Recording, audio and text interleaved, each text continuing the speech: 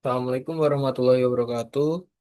Perkenalkan nama saya Novel Cahyo Widodo dengan NIM 2283230013. Saya dari Universitas Sultan Ageng Tirtayasa, Prodi Pendidikan Vokasional Teknik Elektro. Nah, di kesempatan sebelumnya saya sudah membahas tentang Greening TVET. Nah, pada kesempatan kali ini saya akan sedikit menjelaskan tentang Green School di SMK, yang dimana membangun sekolah ramah lingkungan dan berkelanjutan. Tanpa berlama-lama, langsung saja ke materi yang pertama. Nah, di sini ada pengantar.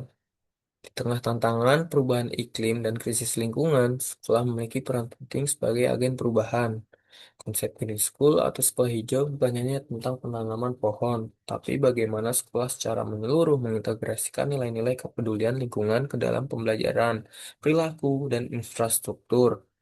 Nah, di SMK sebagai institusi yang mencetak tenaga kerja di masa depan sangat strategis untuk menjadi pionir sekolah hijau di Indonesia. Menurut saya, Green School ini sangat cocok diterapkan di sekolah-sekolah.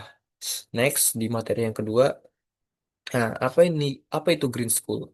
Nah, Green School sendiri adalah konsep sekolah yang secara sadar mengintegrasikan prinsip ramah lingkungan dalam seluruh aktivitas dan sistem sekolah, mulai dari kurikulum, manajemen, kegiatan, hingga fasilitas fisik. Nah, tujuannya adalah menciptakan lingkungan belajar yang mendukung kesadaran ekologis, pengelolaan sumber daya yang berkelanjutan, dan kebiasaan hidup bersih serta bertanggung jawab. Nah, Green School ini mendorong seluruh warga sekolah seperti guru, siswa, hingga tenaga pendidikan untuk terlibat aktif dalam upaya pelestarian lingkungan baik di dalam maupun di luar eh, sekolah. Nah, next di materi selanjutnya, bentar.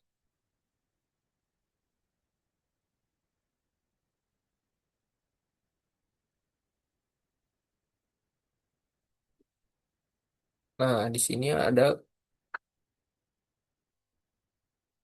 ada komponen sekolah hijau. Yang pertama ini ada kurikulum, lalu ada budaya, dan yang terakhir infrastruktur. Nah, apa itu kurikulum hijau? Nah, kurikulum hijau ini memasukkan isu lingkungan ke dalam pelajaran semua mata pelajaran sampai lintas kurikulum. Nah, misalnya pembelajaran daur ulang dalam pelajaran IPA atau matematika yang menggunakan data konsumsi energi sekolah. Lalu yang kedua ini budaya, yaitu pembiasaan perilaku ramah lingkungan seperti hemat listrik, membawa botol minum sendiri, memilah sampah, dan Jumat bersih. Nah, membawa botol minum sendiri ini eh, agar tidak membuang sampah plastik yang bisa didaur ulang. Dan Jumat bersih ini menurut saya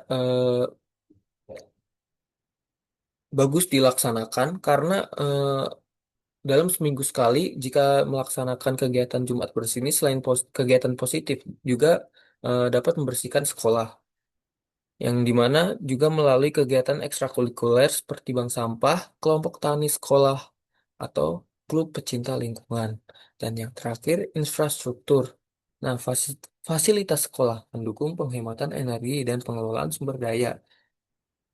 Yang pertama ini ada pemasangan panel surya, yang dimana panel surya ini termasuk ke dalam eh, pembangkit listrik yang terbarukan.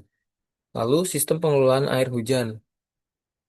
Lalu yang ketiga ini tempat sampah terpilah. Nah, di tempat sampah terpilah ini biasanya agar sampah kompos dan sampah yang tidak tidak mudah terurai ini dapat dipisahkan. Yang dimana sampah kompos bisa digunakan untuk pupuk dan yang tidak bisa diuraikan ini dapat dibuang ke tempatnya. Lalu yang terakhir, taman edukatif dan ruang terbuka hijau. Nah, selanjutnya di materi yang ketiga ini ada pendidikan lingkungan hidup atau environmental education. Pendidikan lingkungan hidup adalah proses pembelajaran yang bertujuan untuk meningkatkan kesadaran, pengetahuan, dan keterampilan peserta didik dalam memahami serta mengatasi isu-isu lingkungan. Menurut UNESCO, pendidikan lingkungan harus yang pertama mendorong kesadaran kritis terhadap masalah lingkungan. setiap orang harus memiliki kesadaran kritis terhadap masalah lingkungan agar tidak merusak lingkungan. Yang kedua, mengembangkan nilai-nilai peduli dan bertanggung jawab. Yang kedua ini, setiap orang yang ada di sekolah harus memiliki nilai-nilai peduli dan bertanggung jawab. Jika tidak bertanggung jawab, yang ketiga, membentuk kebiasaan keberlanjutan dalam kehidupan sehari-hari. Next, di materi yang keempat ini ada peran siswa dan guru. Keberhasilan implementasi Green School sangat bergantung pada partisipasi aktif siswa dan juga guru. Siswa memegang peran penting sebagai agen perubahan dalam menciptakan budaya sekolah yang peduli lingkungan. Mereka tidak hanya menjadi pelaku kegiatan ramah lingkungan, tapi juga contoh nyata bagi teman-temannya. Kegiatan seperti pengelolaan bank sampah, penanaman pohon, pembuatan kompos, hingga kampanye pengurangan plastik dalam bentuk nyata berkontribusi siswa dalam menciptakan lingkungan sekolah yang lebih hijau. Di sisi lain, guru juga berperan sebagai fasilitator utama. Mereka bertanggung jawab mengintegrasikan isu-isu lingkungan ke dalam proses pembelajaran, tidak hanya pada mata pelajaran IPA atau geografi, tapi juga dalam mata pelajaran lainnya dengan pendekatan lintas kurikulum. Guru juga dapat membimbing siswa dalam proyek lingkungan hidup, membentuk kelompok peduli lingkungan, serta menciptakan metode belajar yang kontekstual. Nah, sinergi antara siswa dan guru menjadi kekuatan utama dalam upaya sekolah yang hijau dan berkelanjutan. Nah, next, ada contoh nyata di SMK yang telah mendapatkan penghargaan Adiwiyata Nasional. Salah satunya itu ada di sekolah SMK 2 SMK Negeri 2 Cibinong.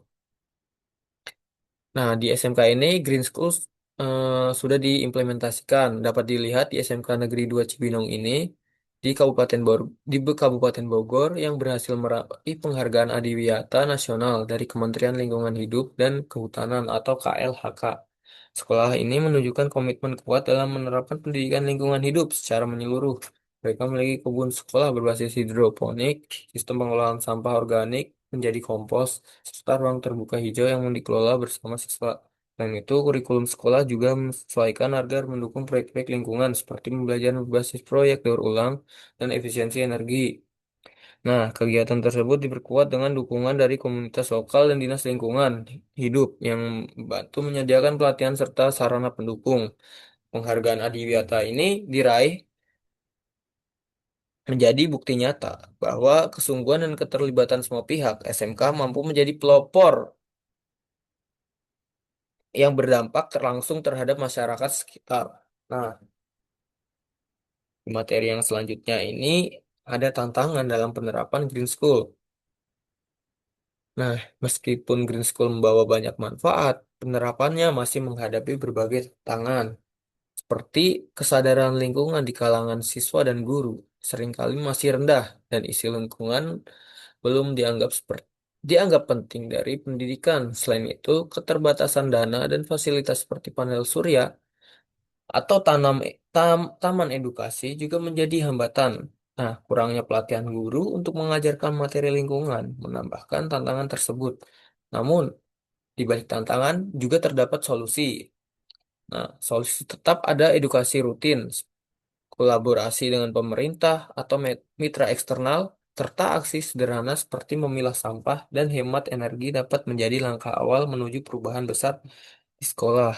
Jika tidak dari langkah kecil, maka kapan lagi ya kita mulainya? Next, di sini ada kesimpulan. Green School merupakan konsep pendidikan yang menempatkan kepedulian terhadap lingkungan sebagai bagian penting dari proses belajar mengajar dalam kehidupan sekolah.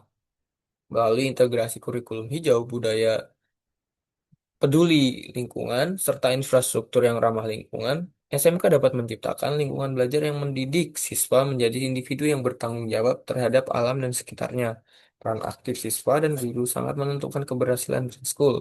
Dengan kolaborasi yang kuat dan dukungan dari berbagai pihak, termasuk pemerintah dan mitra eksternal, penerapan sekolah hijau atau Green School bukan hanya memungkinkan, tapi juga membawa dampak positif yang nyata. Meskipun tantangan seperti keterbatasan dana dan kesadaran yang kurang ada, perubahan bisa dimulai dari langkah yang kecil dan konsisten. Nah, Green School ini bukan sekedar tujuan, tapi sebuah proses menuju sekolah yang lebih sehat, keberlanjutan, dan inspiratif bagi generasi yang akan datang.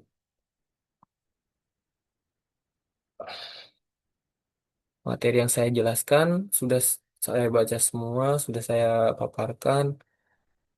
Mungkin segini saja. Saya tutup. Wassalamualaikum warahmatullahi wabarakatuh. Terima kasih.